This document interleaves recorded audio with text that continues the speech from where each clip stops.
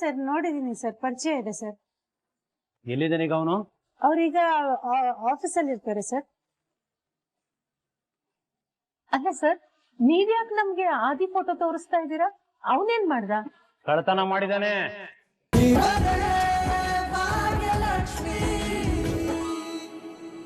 ನೀವ್ ಆತರ ಎಲ್ಲ ಮಾತಾಡಿದ್ದೀರ. ನನ್ ಮಗ ಹೊಟ್ಟೆಗೆ ಸರಿಯಾಗಿ ಏನು ತಿಂತಾ ಇಲ್ಲ ಸರ್. ನಮ್ ಯಾವ ಪ್ರಶ್ನೆಗೂ ಉತ್ತರ ಕೊಡ್ತಿಲ್ಲ, ಯಾರ ಹತ್ರನೂ ಸರಿಯಾಗಿ ಮಾತಾಡ್ತಾನೂ ಇಲ್ಲ. ಇಷ್ಟು ಚಿಕ್ಕ ವಯಸ್ಸಲ್ಲಿ ಜಿಮ್ಗೆ ಸೇರಿಸ್ಬೇಕು ಅಂತ ಹಠ ಹಿಡಿದು ಕೂತಿದ್ದಾನೆ.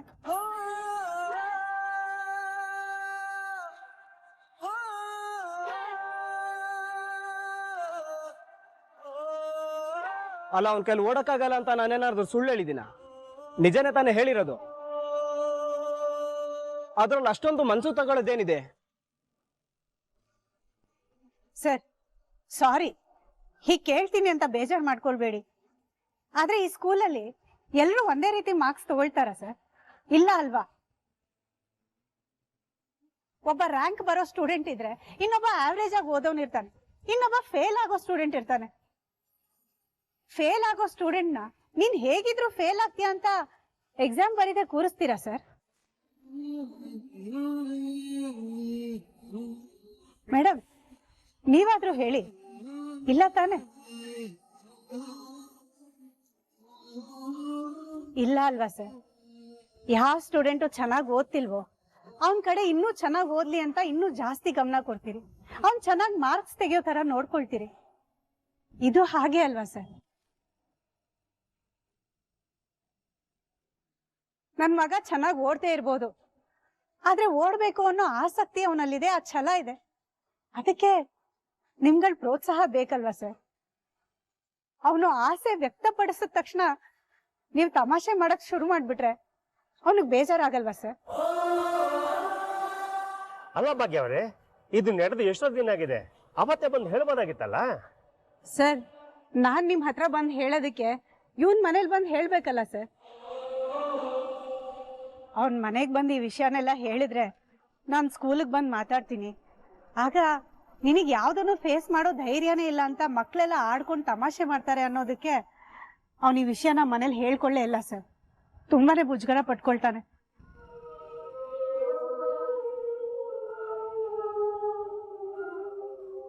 ಅವನ್ಗೆ ಇತ್ತೀಚೆಗೆ ತಾನು ಏನ್ ಮಾಡಿದ್ರು ತಪ್ಪು ಅನ್ನೋ ಭಯ ಶುರು ಆಗ್ಬಿಟ್ಟಿದೆ. ಏನ್ರಿ ಮಾತಾವಿದು? As a PET you should support ಅಲ್ವಾ? ನೀವೇ ಹೀಗೆ ಮಾಡಿದ್ರೆ ಹೇಗೆ? ಹೌದು ಸರ್, ಮಕ್ಕಳು ನಿಮ್ಮಿಂದಾಗ್ಲಿ ನಮ್ಮಿಂದಾಗ್ಲಿ ಎಕ್ಸ್ಪೆಕ್ಟ್ ಮಾಡೋದು ಸಪೋರ್ಟ್ ಅಷ್ಟೇ.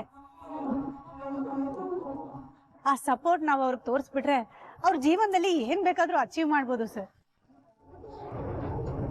ಹೌದು ಆಂಟಿ, ನೀವು ಸರಿಯಾಗಿ ಹೇಳ್ತಾ ಇದ್ದೀರಾ. ನಾನು ಕೋಕಾಕ್ ಸೇರ್ಬೇಕು ಅಂತ ತುಂಬಾ ಇಂಟ್ರೆಸ್ಟ್ ಇಟ್ಕೊಂಡಿದ್ದೆ. ನನ್ ಕೈಲಿ ಆಗಲ್ಲ, ನನ್ ವೇಟ್ ಜಾಸ್ತಿ, ನನ್ ಕೈಲಿ ಓಡಕ್ಕಾಗಲ್ಲ ಅಂತ ಸೇರ್ಸ್ಕೊಳ್ಳಿಲ್ಲ ಇವರು.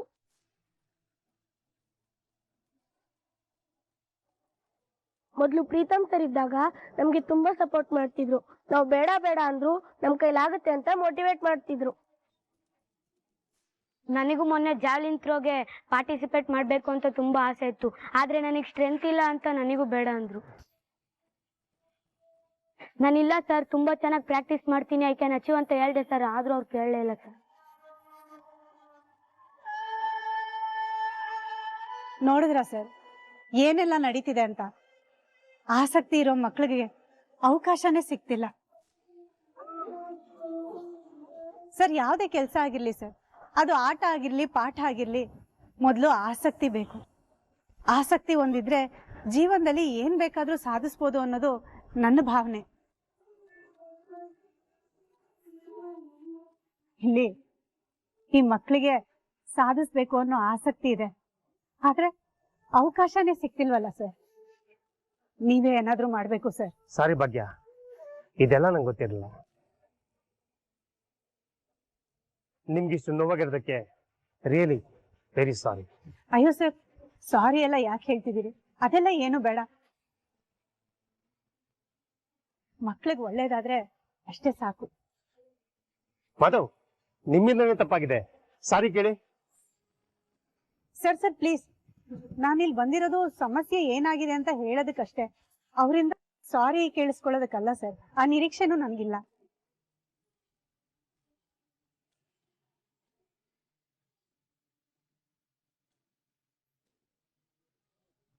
ಮೇಡಮ್, ನೀವೆಲ್ರೂ ಇಲ್ಲೇ ಇದ್ದೀರಂತಾಗ್ಲಿ ಅಥವಾ ನಿಮ್ಮೆಲ್ರೂ ಮಾತಿಗೆ ಕಟ್ಬಿದ್ದಾಗ್ಲಿ ನಾನು ಕ್ಷಮೆ ಕೇಳ್ತಾ ಇಲ್ಲ. ನಾನು ಯೋಚನೆ ಮಾಡಿದೆ, ಒಬ್ಬ ಗುರುವಾಗಿ ಈ ತರ ತಪ್ಪು ಮಾಡಬಾರ್ದಿತ್ತು. ನಿಮ್ಮೆಲ್ರಿಗೂ ಸಪೋರ್ಟ್ ಮಾಡಬೇಕು ಅಂತ, ಟ್ರೈನ್ ಮಾಡಬೇಕು ಅಂತ ನಾನು ಕರ್ಸಿದ್ದಾರೆ. ಆದ್ರೆ ನಾನು ನನ್ನ ಕರ್ತವ್ಯ ಮತ್ತು ತಪ್ಪು ಮಾಡಿದ್ದೀನಿ. ನನಗೆ ಗೊತ್ತು, ಇಲ್ಲಿ ಎಲ್ರಿಗೂ ಬೇಜಾರಾಗಿದೆ. Sorry for that.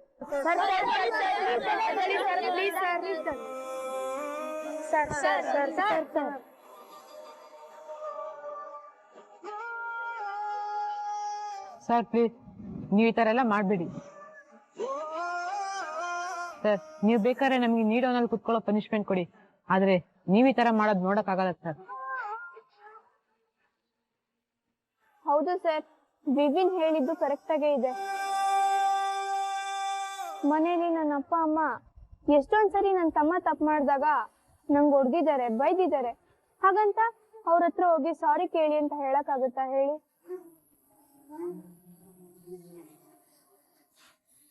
ಹೌದು ಸರ್, ನಾವು ತಪ್ಪು ಮಾಡಿದಾಗ ತಿದ್ದೋರು ನೀವು. ನಾವು ಆಟ ಆಡುವಾಗ ಎಷ್ಟೊತ್ತಲ್ಲಿ ಫೋನ್ ಮಾಡಿದೀವಿ, ಮೋಸ ಮಾಡಿದೀವಿ. ನೀವು ವಾರ್ಮ್ ಅಪ್ ಮಾಡಿ ಅಂದಾಗೆಲ್ಲ ನಾವು ಅದನ್ನ ಎಷ್ಟೊತ್ತಲ್ಲಿ ಸ್ಕಿಪ್ ಮಾಡಿದೀವಿ. ಅದ್ ಗೊತ್ತಿದ್ರು ನೀವು ನಮ್ಮಿಂದ ಸಾರಿ ಎಕ್ಸ್ಪೆಕ್ಟ್ ಮಾಡಿಲ್ಲ. ನೀವು ತುಂಬಾ ಚೆನ್ನಾಗಿ ಟ್ರೈನ್ ಮಾಡಿದ್ದೀರಾ ಸರ್. ನಾವು ಗೆಲ್ಬೇಕು ಅಂತ ತುಂಬಾ ಎಫರ್ಟ್ ಹಾಕಿದೀರಾ. ಆದ್ರೆ ನೀವ್ ಎಕ್ಸ್ಪೆಕ್ಟ್ ಮಾಡಿರೋ ರಿಸಲ್ಟ್ ನ ನಾವು ಕೊಡಕ್ಕಾಗಿಲ್ಲ ಸರ್. ಸೋತ್ಬಿಟ್ಟು ಬಂದ್ವಿ. ಅದಕ್ಕೆ ನಾವ್ ಯಾರು ನಿಮ್ ಹತ್ರ ಸಾರಿ ಕೇಳಿಲ್ಲ ಅಲ್ವಾ ಸರ್? ಇದು ಹಾಗೆ ಸರ್. ಸರ್, ನೀವ್ ಸ್ಟೂಡೆಂಟ್ಸ್ ಮುಂದೆ ನಿಂತು ಅವ್ರನ್ನ ಲೀಡ್ ಮಾಡ್ಬೇಕೇ ಹೊರತು ಈ ತರ ಕ್ಷಮೆ ಎಲ್ಲ ಕೇಳ್ಬಾರ್ದು ಸರ್. ಹೌದು ಸರ್, ಅಮ್ಮ ಯಾವಾಗ್ಲೂ ಹೇಳ್ತಾಳೆ, ದೊಡ್ಡವರು ಚಿಕ್ಕವ್ರ ಮುಂದೆ ತಲೆ ತಗ್ಗಿಸ್ಬಾರ್ದು, ಸಾರಿನೂ ಕೇಳ್ಬಾರ್ದು ಅಂತ.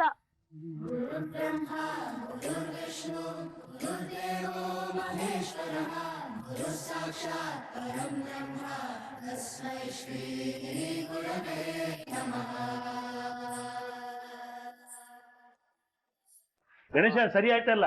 ಧರ್ಮಣ್ಣ ನೋಡಿ, ಈಗ ಓಪನ್ ಲಾಕು ಎಲ್ಲ ಕರೆಕ್ಟ್ ಆಗಿ ಆಗ್ತಿದೆ ನೋಡಿ. ಇದು ಲಾಕು ಕೂಡ ಚೇಂಜ್ ಮಾಡಿದೀನಿ, ಎಲ್ಲ ಚೇಂಜ್ ಆಗಿದೆ. ಅಲ್ಲ, ಇಷ್ಟು ಚಿಕ್ಕ ಕೆಲಸ ಮಾಡಕ್ಕೆ ಇಷ್ಟು ದಿವಸ ಕಾಯಿಸ್ದಿಯಲ್ಲ ನಮ್ಮನ್ನ? ಅದೇನಂದ್ರೆ, ಒಂದು ಹೊಸ ಮನೆ ಕಾಂಟ್ರಾಕ್ಟ್ ತಗೊಂಡಿದೀನಿ. ಅವ್ರ ಕೆಲಸನ ಈ ತಿಂಗಳೊಳಗಡೆ ಮುಗಿಸ್ಕೊಡ್ತೀನಿ ಅಂತ ಹೇಳಿದೀನಿ. ಇವತ್ತೇನಾರ ಬರ್ಲಿಲ್ಲ ಅಂದ್ರೆ ಧರ್ಮಣ್ಣ ಹುಡ್ಕೊಂಡ್ ಹೊಡಿತೀನಿ ಅಂತ ಹೇಳಿದ್ರು, ಅದಕ್ಕೆ ಬಂದ್ಬಿಟ್ಟೆ. ನಾನು ಹೇಳಿದಕ್ಕೆ ಬಂದಿಯಲ್ಲ ನೀನು, ಅದೇ ಖುಷಿ ನನ್ಗೆ. ಗಣೇಶ, ಎಷ್ಟಾಯ್ತಪ್ಪ? ಎಷ್ಟೋ 300 ರೂಪಾಯಿ ಕೊಡಿ. ಸರಿ, 50 ರೂಪಾಯಿ ಎಕ್ಸ್ಟ್ರಾನೇ ಇದೆ. ಮಜಾ ಮಾಡು. ಬರ್ತೀನಿ. ಒಳ್ಳೇದಾಗ್ಲಿ. ಧರ್ಮಣ್ಣ ಬರ್ತೀನಿ, ಭಾಗ್ಯಕ್ಕ ಬರ್ತೀನಿ. ಥ್ಯಾಂಕ್ಸ್ ಅಪ್ಪ. ಒಳ್ಳೆ ಗಣೇಶ. ಗಣೇಶ, ಜೈ ಜೈ ಗಣೇಶ.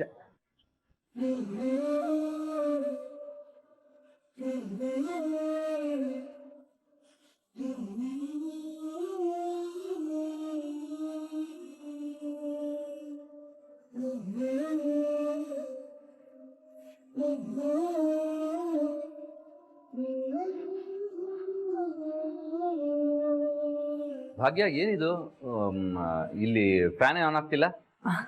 ಅದೇ ಅವ್ರೆ, ಈಗ ತಾನೇ ಪವರ್ ಹೋಯ್ತು, ಇನ್ನೊಂದ್ ಸ್ವಲ್ಪ ಹೊತ್ತು ಬಂದ್ಬಿಡತ್ತೆ. ಏನು ಕರೆಂಟ್ ಹೋಗಿದ್ಯಾ? ಅದು ಈ ಟೈಮಲ್ಲಿ? ಈ ಜನರೇಟರು UPS ಏನು ಇಲ್ವಾ?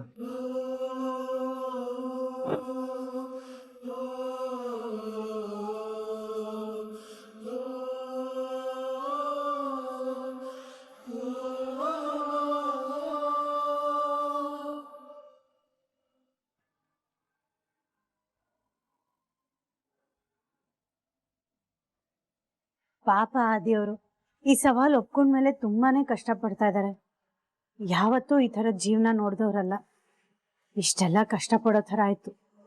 ಇದಕ್ಕೆಲ್ಲ ನಾನೇ ಕಾರಣ ಆಗ್ಬಿಟ್ನೇನೋ ಅನ್ನಿಸ್ತಾ ಇದೆ.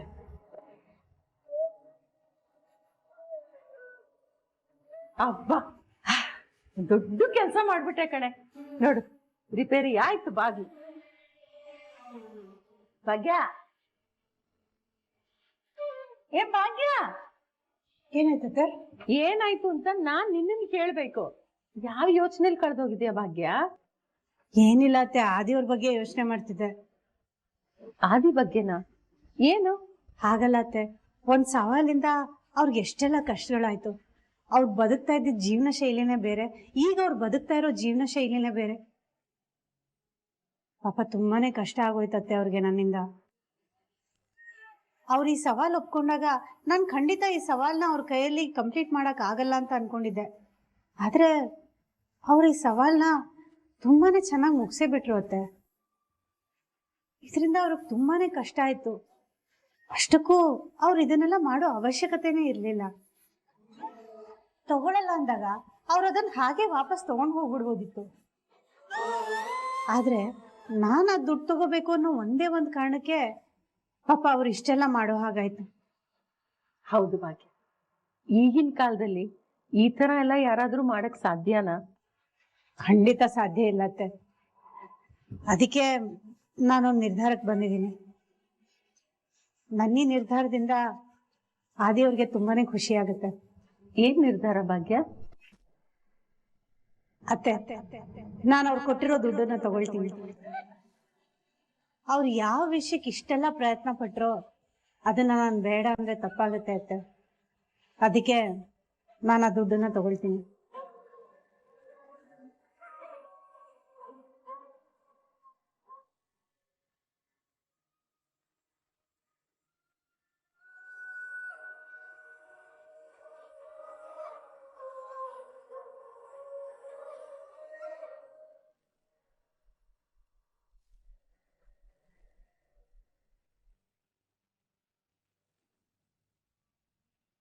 ಭಾಗ್ಯನ್ ಮನೆ ಇದೇನಾ? ಹೌದು ಸರ್, ಇದೆ. ಯಾಕೆ ಸರ್, ಏನಾದ್ರು ಸಮಸ್ಯೆ ಆಯ್ತಾ? ಅದೆಲ್ಲ ಹೇಳ್ತೀನಿ. ಇಲ್ಲಿ ಭಾಗ್ಯ ಯಾರು? ಭಾಗ್ಯ ನಾನೇ ಸರ್. ಏನಾಗ್ಬೇಕಾಗಿತ್ತು? ಮಗಳೇ ಏನಾಯ್ತಮ್ಮ? ಸರ್ ಭಾಗ್ಯನ ಕೇಳ್ಕೊಂಡು ಬಂದಿದ್ರ?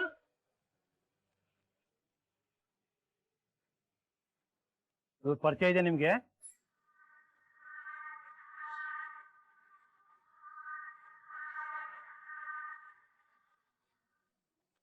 ಹಾ ಸರ್, ನೋಡಿದೀನಿ ಸರ್, ಪರಿಚಯ ಇದೆ ಸರ್. ಎಲ್ಲಿದ್ದಾನೀಗ ಅವನು? ಅವ್ರೀಗ ಆಫೀಸಲ್ಲಿ ಇರ್ತಾರೆ ಸರ್. ಅಲ್ಲ ಸರ್, ನೀವ್ಯಾಕೆ ನಮ್ಗೆ ಆದಿ ಫೋಟೋ ತೋರಿಸ್ತಾ ಇದ್ದೀರಾ? ಅವನೇನ್ ಮಾಡ್ದ? ಕಳ್ತನ ಮಾಡಿದಾನೆ.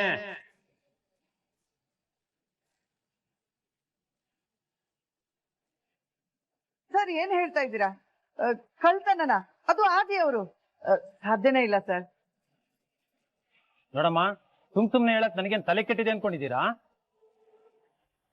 ಅವನು ಒಂದ್ ಲೇಡಿ ಹತ್ರ ಡೈಮಂಡ್ ನೆಕ್ಲೆಸ್ ಕದ್ದಿದ್ದಾನೆ. ಅಷ್ಟೇ ಅಲ್ಲ, ಅವಳ ಮುಂದೆ ನಾನು ಒಳ್ಳೇನು ಅಂತ ನಾಟಕ ಮಾಡಿ 10,000 ರೂಪಾಯಿ ದುಡ್ಡು ಕಲೆಕ್ಟ್ ಮಾಡ್ಕೊಂಡಿದ್ದಾನೆ. ಸರ್, ಆದಿಯವ್ರು ಕದ್ದಿದಾರ? ಸಾಧ್ಯನೇ ಇಲ್ಲ ಸರ್, ಅವ್ರು ಅಂತವ್ರು ಅಲ್ವೇ ಅಲ್ಲ. ಹೌದು ಸರ್, ಅವನು ತುಂಬಾ ಒಳ್ಳೆ ಹುಡುಗ. ಅವನ್ ಕಳ್ತನ ಮಾಡಿರೋದಕ್ಕೆ ಸಾಧ್ಯನೇ ಇಲ್ಲ. ನೀವೇ ತಪ್ಪು ತಿಳ್ಕೊಂಡಿದ್ದೀರಾ ಅನ್ಸುತ್ತೆ.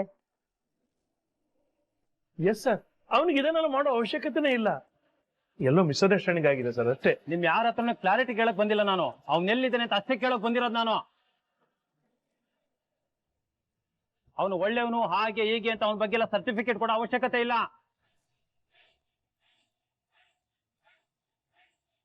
ಅವನ ಆಫೀಸ್ ಲೊಕೇಶನ್ ಏನು? ಸರ್, JP ನಗರ್ ಹತ್ರ ರೋಡ್ ಎಂಡಲ್ಲೇ ಒಂದು ದೊಡ್ಡ ಆಫೀಸ್ ಇದೆ ಸರ್ ಅವ್ರದ್ದು. ಓಕೆ, ನಡೀರಿ. ಸರ್ ನಿಮಿಷ ಸರ್, ಇವ್ರನ್ನ ಯಾಕೆ ಸರ್ ಬಿಟ್ಟೋಗ್ಬೇಕು? ಇವ್ರೇನಾದ್ರೂ ಸುಳ್ಳು ಹೇಳಿದ್ರೆ? ಒಂದ್ ಕೆಲಸ ಮಾಡೋಣ ಸರ್, ಇವ್ರನ್ನ ನಮ್ ಜೊತೆ ಕರ್ಕೊಂಡು ಹೋಗೋಣ.